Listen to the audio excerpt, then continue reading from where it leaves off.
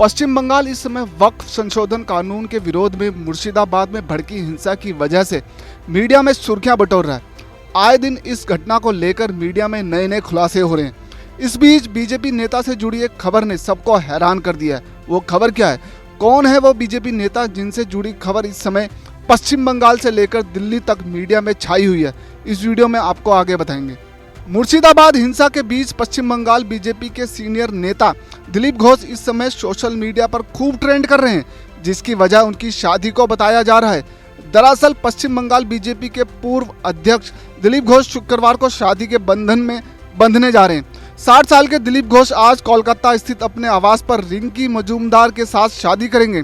दिलीप घोष की मां भी बेटे की शादी में शामिल होने के लिए कलकत्ता पहुंच चुकी है। ये तो हुई दिलीप घोष की बात।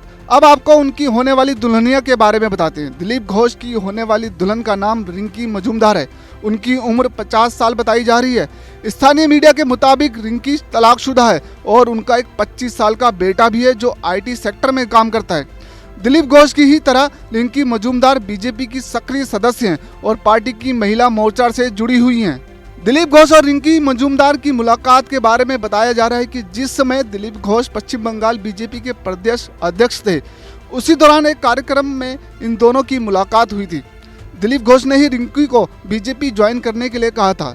धीरे धीरे दोनों के बीच दोस्ती बढ़ी और फिर ये दोस्ती प्यार में तब्दील हो गई।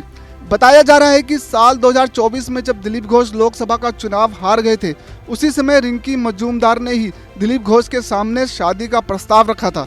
हालांकि दिलीप घोष ने उस समय शादी से इनकार कर दिया था, लेकिन बाद में दिलीप घोष की मां के बहुत समझाने पर वह अब इस शादी के लिए राजी हो गए और आज दिलीप घोष और रिंकी मजूमदार शादी के बंधन में बंधने जा रहे हैं। हालांकि दिलीप घोष की शादी को लेकर विपक्ष समेत खुद उनकी पार्टी के भीतर ही कानाफूसी शुरू हो गई है।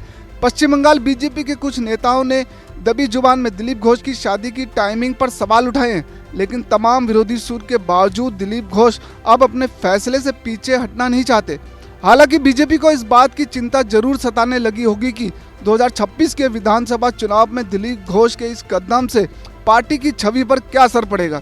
इस खबर पर आपकी क्या राय है, कमेंट कर हमें जरूर बताएं। धन्यवाद।